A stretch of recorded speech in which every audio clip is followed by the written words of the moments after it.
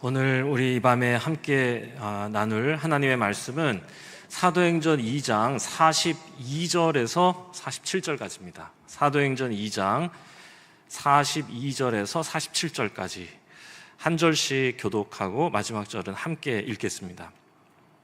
제가 먼저 받들어 읽겠습니다. 그들이 사도의 가르침을 받아 서로 교제하고 떡을 떼며 오로지 기도하기를 힘쓰니라. 사람마다 두려워하는데 사도들도 말미암아 기사와 표적이 많이 나타나니 믿는 사람이 다 함께 있어 모든 물건을 서로 통용하고 또 소유를 팔아 각 사람의 필요를 따라 나눠주며 날마다 마음을 같이하여 성전에 모이기를 힘쓰고 집에서 떡을 떼며 기쁨과 순전한 마음으로 음식을 먹고 하나님을 찬미하며 또 온 백성에게 칭송을 받으니 주께서 구원받는 사람을 날마다 더하게 하시니라. 아멘. 자, 오늘 우리가 함께 나눌 말씀은 너무 유명한 말씀입니다. 그러니까 아마도 교회에서 가장 많이 설교된 말씀이 아닐까 싶은데요. 이게 처음 교회에 대한 이야기이기 때문에 그렇습니다. 그러니까 많은 교회 중에 하나가 아니라 오늘날 이토록 많은 교회를 잇게 한 하나의 교회의 이야기가 오늘 이 말씀이죠. 그러니까 이 이야기에서부터 주님께서 베드로의 고백 위에 세우시겠다고 하셨던 바로 그 교회가 시작된 것이니까요. 주는 그리스도시요 살아계신 하나님의 아들이십니다. 내가 그 고백 위에 교회를 세우겠다. 이제 그 교회가 비로소 세워진 거죠. 성령이 임하고 사도들이 변화받고 구원받고 사도를 중심으로 모인 처음 교회에 대한 아주 소중한 이야기. 그러니까 교회라고 하는 단어가 에클레시아인데요. 이게 에크하고 칼레오 이 두 단어가 합쳐진 겁니다. 이 에크는 어디로부터 나오다. 엑서더스 할 때 이렇게 나오는 from 이런 거. 그러니까 어디로부터 나오는 거고요. 칼레오는 부르다는 겁니다. 그러니까 이거를 같이 붙이면 부르심을 받아 주님 앞에 나온 사람들을 에클레시아라고 부를 수 있는 겁니다. 회중이라는 뜻이죠. 같은 부르심, 같은 소명을 가진 사람들이 한 자리에 모여서 시작하는 처음 교회의 이야기. 그래서 같은 고백, 같은 부르심이기 때문에 다 서로 연결되고 같이 소통하고 한 마음으로 함께 움직이는 살아있는 생명체와 같은 것이 교회입니다. 그래서 교회를 바울은 그리스도의 몸이라고 유기체, 그러니까 살아있는 생명체라고 표현한 거죠. 그래서 교회의 본질도 소통과 나눔입니다. 그래서 오늘 말씀 제목을 소통과 나눔이 있는 교회 이렇게 잡아봤는데 연결되고 소통되고 그리고 서로에게 영향을 주고 또 영향을 받는 곳, 같은 꿈, 같은 소망을 가진 서로 불완전한 자들이 한 자리에 모여서 완전한 하나님의 나라, 완전하신 주님의 모습을 닮아가는 곳. 그러니까 서로가 서로를 지켜줘야 하고 서로를 북돋워야 하고 아픈 이를 돌봐야 하고 서로에게 영향을 주고 영향을 받아야 하는 것입니다. 5개의 손가락 중에 이제 제일 중요한 손가락이 뭐냐라고 사람들이 종종 질문합니다. 5개의 손가락에서 제일 중요한 손가락이 뭐냐 이러면요. 답부터 말씀드릴게요. 아픈 손가락입니다. 이게 약간 넌센스 같은 건데 손가락 중에 제일 중요한 손가락은 몸에서는요. 이게 만약에 그냥 뭐 생긴 거나 기능으로 따지자면 솔직히 제일 힘이 센 엄지손가락이나 뭐 검지, 가리키는 검지 뭐 이 정도 되지 않겠나. 그런데 그런 게 상관없는 거예요. 생명체에서 제일 중요한 건 뭐냐? 아픈 게 제일 중요합니다. 만약에 약지가 아프죠. 온 몸이 그 힘을 다해서 약지가 낫는 것에 집중합니다. 여기 하나 피나기 시작해봐요. 딴 데는 생각도 안 해요. 배 아프다가 배 아픈 것도 사라집니다. 여기만 아프지. 교회도 그렇습니다. 그래서 생명체이기 때문에 교회도 가장 연약한 곳에 최선을 다해 마음과 사랑과 관심이 가는 것. 그래서 더욱 중요해지는 게 소통과 나눔이라고 생각합니다. 그래서 오늘 이 처음 교회의 이야기는 온통 그런 그 소통과 나눔의 이야기로 가득하거든요. 그래서 이 관점에서 나누어 보려고 하는 겁니다. 얼마 전에 TV에 로이스 킴이라고 하는 구글 이 직원이 나왔습니다. 우리나라 사람이에요. 한국 여자인데 16년간 구글에서 매니저로 일을 했습니다. 그러니까 굉장히 높은 자리에 올랐는데요. 그 사람에게 물었습니다. 어떻게 거기까지 오르게 됐고 그렇게 오랫동안 그 세계 최고의 기업이라고 하는 구글에서 일할 수 있었습니까? 도대체 비법이 뭡니까? 이랬을 때 그 로이스 킴이 하는 말이 참 멋있더라고요. 저보다 실력이 좋은 사람은 많대요. 그런데 저를 인정해 준 건 제가 다른 사람들하고 협업을 잘하는 거를 칭찬해 주는 것 같습니다. 일리가 있다. 함께 소통하면서 혼자서는 할 수 없는 일을 해내는 이 소통 전문가. 그래서 그 매니저로 16년간이나 이 일을 할 수 있었다는 거죠. 정말로 그런 것 같습니다. 혼자서도 대단한 일은 할 수 있는 것 같은데 혼자서는 위대한 일은 못하지 않습니까? 그런데 교회는 주님의 일을 감당하는 주님의 몸이기 때문에 혼자서는 존재할 수 없습니다. 함께 부르심을 받아 한 가지 소망으로 함께 모인 곳, 거기가 교회죠. 두세 사람이 함께 모인 곳. 혼자서는 할 수 없는 위대한 하나님의 역사에 참여하는 사람들의 모임이 교회죠. 이익을 추구하기 위한 조직체도 지금 이 로이스 킴의 얘기에서 보는 것처럼 소통을 이야기하는 시대입니다. 요즘에 제일 중요한 키워드가 소통이거든요. 학교에서도 소통. 뭐 ESG라고 하는 거 학교에서도 좀 열심히 하고 있는데 마지막 E가 환경, environment고요. 그리고 S는 society, 그러니까 social. 그래서 이제 사회적으로 어떻게 공헌하느냐. G가 뭐냐면 이게 governance라고 어떻게 소통하느냐는 겁니다. 예. 총장과 교수가 어떻게 총장하냐, 뭐 이런 겁니다. 그러니까 세상도 소통을 얘기하는데요. 하나님 나라를 위해 부르심을 받은 교회는 말할 것도 없다 할 수 있습니다. 자, 그래서 처음 교회에 나타난 이 성장과 부흥, 또 함께 꿈틀거리는 성령의 역동의 이야기를 이 짧은 구절에 다 담고 있는데 요거를 제가 소통이라는 관점에서 4개의 키워드로 정리를 해봤습니다. 그래서 오늘은 4개의 키워드를 함께 나누도록 하는데요. 첫 번째 키워드, 교회는 파이프다 라고 해보겠습니다. 사도행전 2장 43절입니다. 제가 읽겠습니다. 사람마다 두려워하는데 사도들로 말미암아 기사와 표적이 많이 나타났다. 이렇게 이제 말씀 기록해요. 처음 교회에 사도들로 말미암아 하나님의 기사와 표적.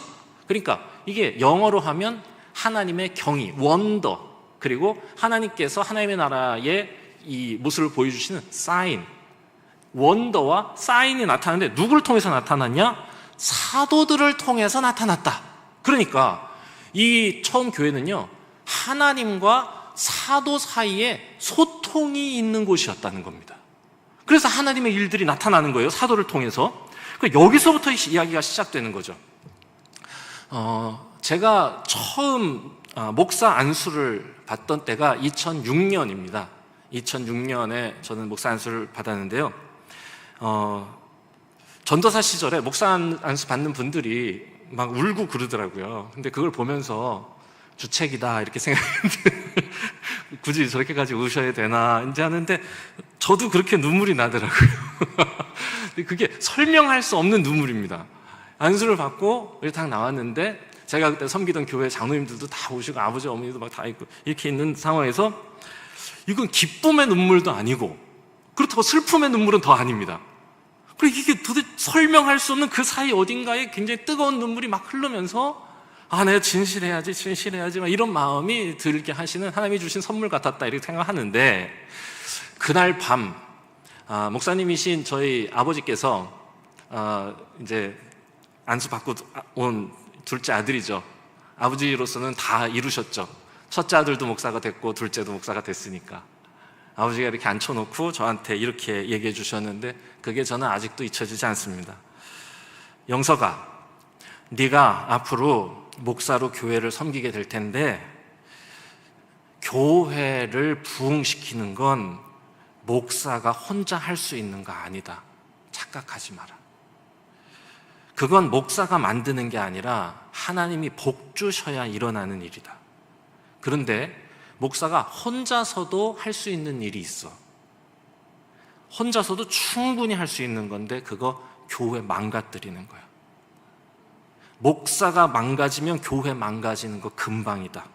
그러니 네가 만약 교회를 섬기다가 하나님 은혜 가로막는 장애물이 된다고 느끼면 그때 교회 나와라. 멈춰라. 그래야 교회 산다. 그러니 목사는 장애물 되면 안 되고 통로 돼야 된다. 새기고 삽니다. 저는 이 마음이 목사만 품어야 할 마음이라고 생각하지 않습니다. 교회 지도자들이 품어야 할 마음. 그래서 지금도 늘 겸손하게 돌아봅니다. 나는 장애물이 되고 있지 않은가? 내가 섬기는 교회 안에서 내가 목사로 살아가는 이 내 삶이 하나님의 역사가 이 공동체 안에 이 교회 위에 임하게 하는데 내가 장애물이 되고 있지 않은가? 그래서요, 성도들이 기쁘게 행복하게 신앙생활을 하는 모습을 보지 못하면 그게 내 탓이라고 느껴집니다. 아버지 말씀이 생각나는 겁니다. 네가 장애물이 되면 안 된다. 그러니까 설교도 섬김도 성경 공부도 어떻게든 그게 내가 통로가 돼야 되니까, 파이프니까 그런 생각이 드는 거죠.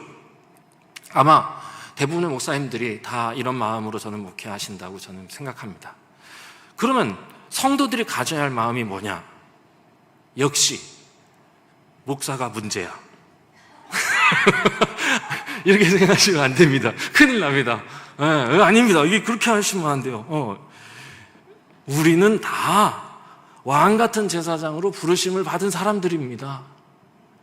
그러니까 사도, 역시 사도는 목사가 사도지. 아니, 목사는 목사로서 그 사도를 나라고 이렇게 감정이입하는 것이지. 여러분, 이 시대의 사도는요, 그렇지 않습니다. 네. 다 왕같은 제사장으로 부름받았으니 나는 파이프인가 나는 장애물인가 모두가 다 물으셔야 합니다. 속장님도 권사님도 장로님도 집사님도 마찬가지죠. 그래서 늘 이 하나님의 눈으로 우리 교회를, 내 자신을 돌아볼 때 교회는 건강해진다고 저는 생각합니다. 우리가 그렇게 하면서 우리가 섬기는 중앙교회 위에 하나님의 기사와 표적이 많이 나타나기를 소망합니다. 두 번째 키워드는 교회는 카페다, 이렇게 찾았습니다. 사도행전 2장 42절에 보니까 그들이 사도의 가르침을 받아, 그들이 누구냐? 성도들입니다. 성도들이 사도의 가르침을 받아 서로 교제하고 떡을 떼며 오로지 기도하기를 힘썼다. 이렇게 이제 이 말씀이 나오는데요. 이 말씀은 사도와 성도들 사이에 소통이 있었다고 하는 뜻이죠. 그러니까 하나님과 사도 사이에, 또 사도와 성도 사이에 소통이 있는 곳, 나눔이 있는 곳이다. 어떤 소통이 있었냐? 말씀의 소통이죠. 가르침을 받아, 이렇게 돼 있으니까 하나님의 말씀, 예수 그리스도가 주시라는 것이 보여지는 곳, 그곳, 거기에서 말씀이 나누어지는 곳이 교회다. 그래서 하나님이 정말로 우리에게 바라시는 것이 뭔지, 또 그리스도께서 우리에게 보여주신 게 뭔지를 함께 나누는 거죠. 혼자 알고 있지 않고 그거를 이렇게 함께 나누는 곳이 교회였다, 그겁니다. 저는 목사로서 이 사명을 잘 감당해야 한다는 생각으로 늘 삽니다. 그러니까 사도들이 그렇게 했으니 목사도 제일 잘해야 할 일이 있다면 하나님의 말씀과 예수 그리스도의 주되심을 가장 잘 증거하는 거죠. 자, 그런데 이 사명이, 아까도 말씀드렸지만 이 사명이 역시 목사만의 사명이 아닙니다. 모든 사도들의 사명인데요, 여기 사도라고 지금 돼 있는 이 사도의 정의는 뭐냐 하면, 사도는, 이게 좀 어려운 헬라어인데 저도 잘 모르는 단어입니다. 근데 찾아봤더니 아포스톨로스입니다. 아포스톨로스인데 이게 아포하고 스텔로가 뭉쳐졌어요. 아포가 뭐냐? 떨어져 나오다 이거였고요. 스텔로는 세우다라는 뜻이래요. 그러니까 떨어져 나와 세우심을 받은, 어디로부터 떨어져 나왔겠습니까? 어둠으로부터 떨어져 나와, 죽음으로부터 떨어져 나와, 거짓으로부터 떨어져 나와 진리와 생명을 위해 세우심을 받은 사람이 사도입니다.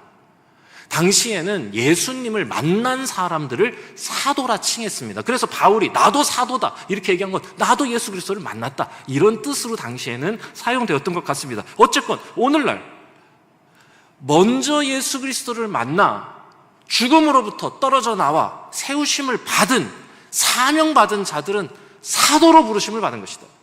그러니까 그런 사도가 감당해야 될 게 뭐냐? 소통하는 거예요. 뭐를? 주의 말씀을 나누는 겁니다. 사람들과.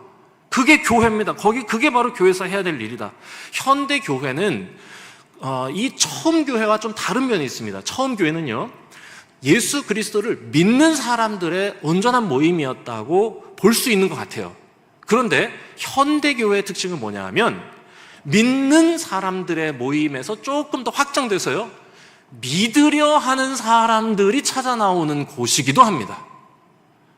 그러니 먼저 믿어 구원받아 세우심을 받은 사도들이 우리라면, 그것을 나라고 여러분들이 정의하신다면 여러분들의 사명은 무엇이냐? 말씀을 전하는 것이다. 그걸 전하는 겁니다. 근데 그걸 그렇게 얘기할 때 왜 말씀의 소통이 있는 교회의 키워드가 카페냐? 이렇게 생각하실 수 있는데, 그 말씀의 소통은요, 한 수 가르쳐주는 강의로 하는 게 아닙니다. 말씀의 소통은 함께 서로 소통하는 일방적 강의가 아니라 상호 소통에 있기 때문에 그래요. 대화하는 거예요, 대화. 예전에 제가 뭐 다 아시니까요, 종교교회 청년부를 10년 동안 맡고 있었습니다. 근데 그때 청년부에 이 성경 공부하는 시스템을 만들려고 했는데 분기마다 8주씩, 그러니까 2달 성경 학교가 딱 있으면 한 달 쉬고 또 그 다음 겨울 성경학교, 봄 성경학교, 여름 성경학교, 가을 성경학교 이래서요 분기마다 그걸 돌렸어요. 계속 돌아가는 거잖아요, 1년 내내. 그런데 한 번 돌릴 때 반이 몇 반이었냐? 12반이었습니다. 12반, 적게는 9반이 돌아갔었는데 여러분 9반, 12반, 강사만 12명, 9명이죠. 그런데 청년부에서 그런 수업을 진행하는데 제가 혼자 그걸 다 하겠어요? 그렇지 않습니다. 저도 하고 뭐 전도사님들도 하고 심지어 청년 리더들도 강의를 시켰어요. 그러면서 반드시 그 강사들을 다 모아놓고 꼭 제가 하던 교육이 있습니다. 제가 뭐라고 교육했냐? 절대로 한 수 가르치려고 하지 마라. 솔직히 너희들도 아무것도 모르지 않냐? 아는 척하지 마라. 한 수 가르칠 자격도 없는데 선생님네 하고 가르치려 하지 마라. 핵심은 함께 모여 진지하게 스스로 자신의 입으로 하나님에 대한 고백을 말하게 하는 거다. 그러니까 너는 강사, 선생이 아니라 함께 있는 사람들이 자신의 입으로 주를 고백할 수 있도록 돕는 MC다. 그냥 기도라는 주제, 전도라는 주제 잡아서 성경 공부를 하지만 한 수 가르치는 게 아니라 함께 이야기하면서 그들의 입으로 하나님을 이야기하게 해라. 왜냐하면 자기가 말하면 새겨지거든요.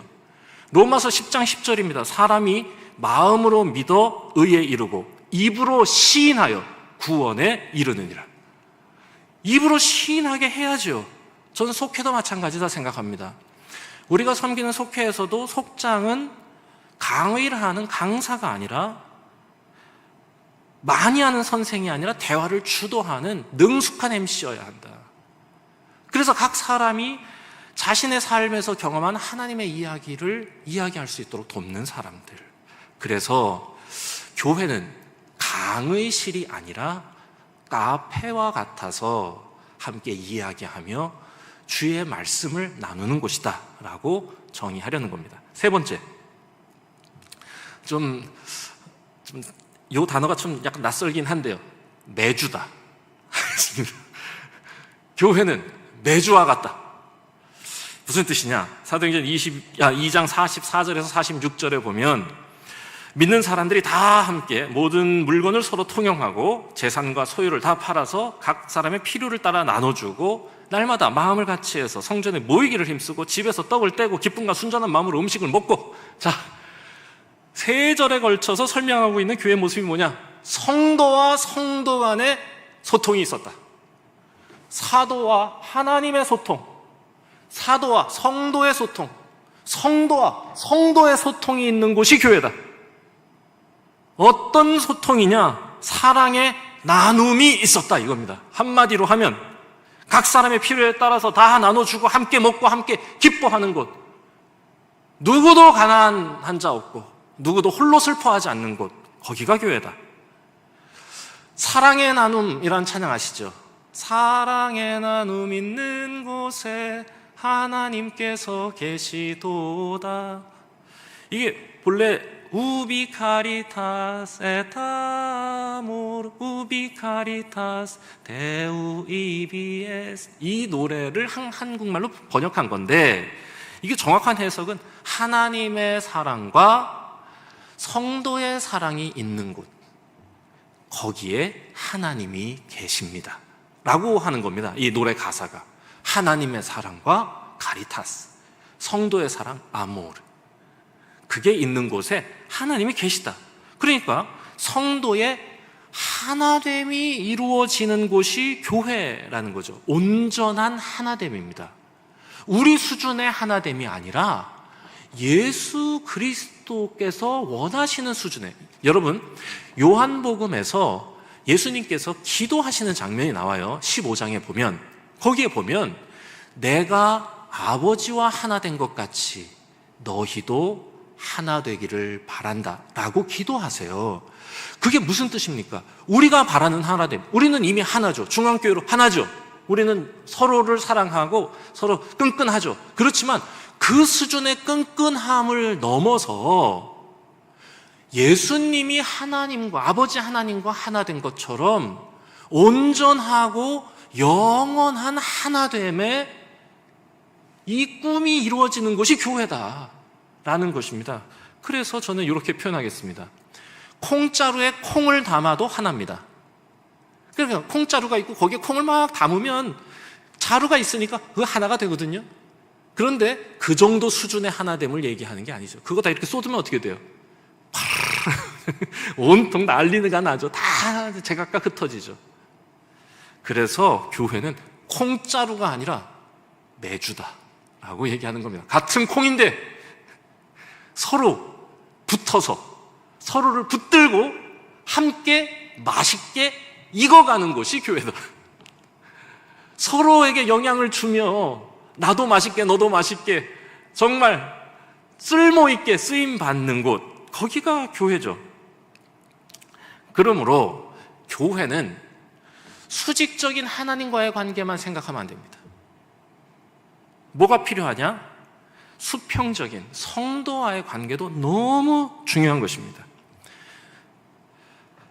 이따가도 얘기하겠지만 이 수평과 수직의 이 이야기는 중동에 있는 종교들, 중동의 종교들은 하늘을 향해 신에게만 제사 드리는 걸 거룩하다고 말합니다. 그쪽에 있는 마르둑 신앙이라든지 이런 이 중동에 있는 신앙들은 그래요. 그런데 오직 성경에 나타나는 우리 여호와 신앙, 성경 신앙은요, 하나님을 향한 수직적인 사랑의 고백, 예배만 거룩한 게 아니라 이웃을 향한 이 뜨거운 사랑, 이것도 거룩하다고 말하는 겁니다. 이것이 레위기에 기록되어 있는 하나님이 우리에게 바라시는 내가 거룩하니 너희도 거룩하다라는 말씀의 아주 중요한 핵심입니다. 하나님 사랑, 이웃 사랑이에요. 10계명도 보세요. 1에서 4계명은 하나님 사랑, 5에서 10계명은 이웃 사랑이잖아요. 동일한 무게로 거룩하다 말하는 곳, 그게 교회죠. 그래서 서로를 든든하게 묶어주는 겁니다. 든든하게 서로 붙어서 서로 책임지고 지켜주고 누구도 포기하지 않는 곳. 그래서 교회는 매주여야 한다. 이렇게 한번 과격하게 표현해 보았습니다. 마지막입니다. 마지막, 네 번째. 교회는 방주다. 그럼요. 교회는 방주죠. 자, 2장 47절. 하나님을 찬미하며 또 온 백성에게 칭송을 받으니 주께서 구원받는 사람을 날마다 더하게 하시니라. 자, 이건 뭡니까? 성도와 성도들과 세상의 소통이 있었다. 하나님과 사도의 소통, 사도와 성도의 소통, 성도와 성도의 소통, 성도와 세상의 소통이죠. 어떻게 소통했느냐?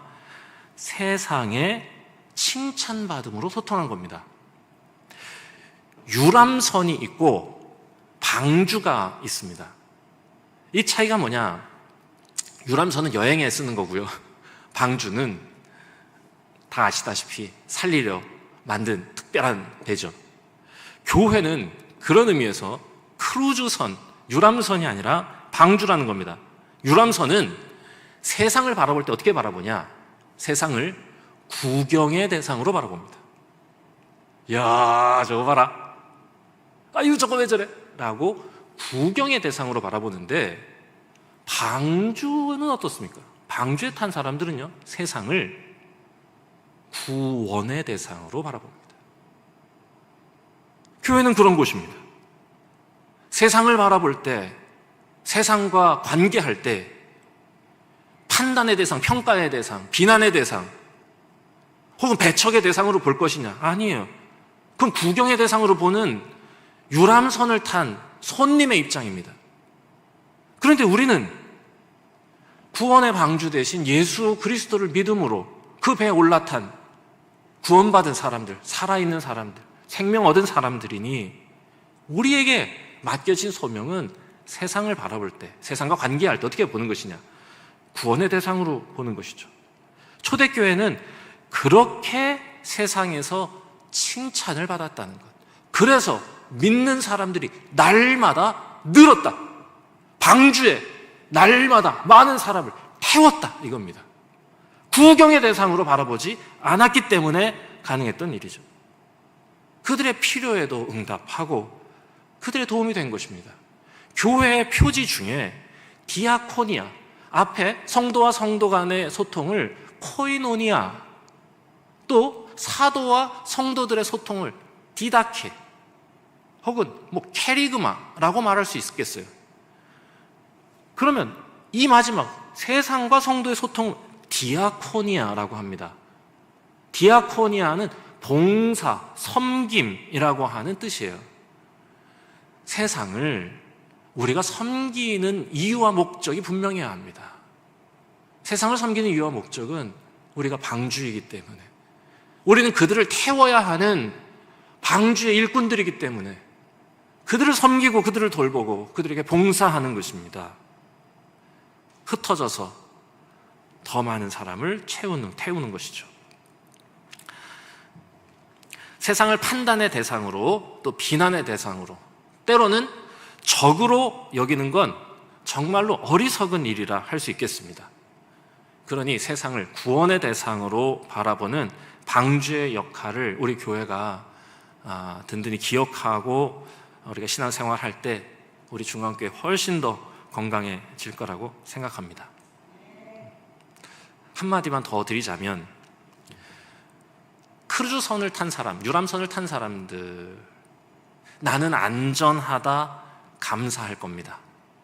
만약에 저 육지에서 불이 나고 사람들이 죽어가는 모습을 보면서 안타까워하면서 어머나 어떻게 하면서 나는 안전하다는 걸 감사하다 여길 거예요. 그런데 방주에 탄 사람들은 그렇지 않습니다. 오히려 그들의 안전을 염려하면서 아마 불길로 뛰어들지 않을까. 그게 우리 사명이니까 그렇습니다. 이제 말씀 마무리하겠습니다.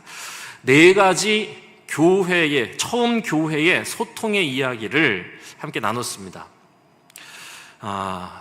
제가 한번 정리하겠습니다. 우리는 하나님의 살아계심을 증거하고 하나님의 은혜를 흘려보내는 파이프다. 우리는 하나님의 말씀과 그리스도의 주 되심을 함께 이야기하는 카페다.